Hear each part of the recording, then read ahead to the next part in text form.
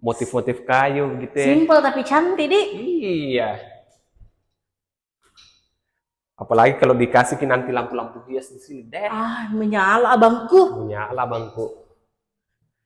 Nah, setiba di lantai 2 masih ada space seperti ini dan kita langsung ke kamar tidur anak atau sudah kamar tidur kedua. Toh, aku bilangnya manja tadi, masing-masing kamarnya itu ada bukan jendelanya. Oh, tahu. Nah, Bagus terus di kalau sini begini. ini juga bisa dijadikan sebagai kamar tidur anak.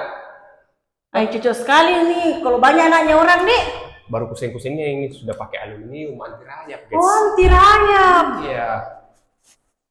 Nah, terus di sini ada lagi satu kamar mandi sharing. Tetap kita menggunakan kloset duduk, double shower, dindingnya juga sudah full keramik. Ih, bagusnya kuliah ini Nah, kamarnya. ini dia untuk master bedroomnya.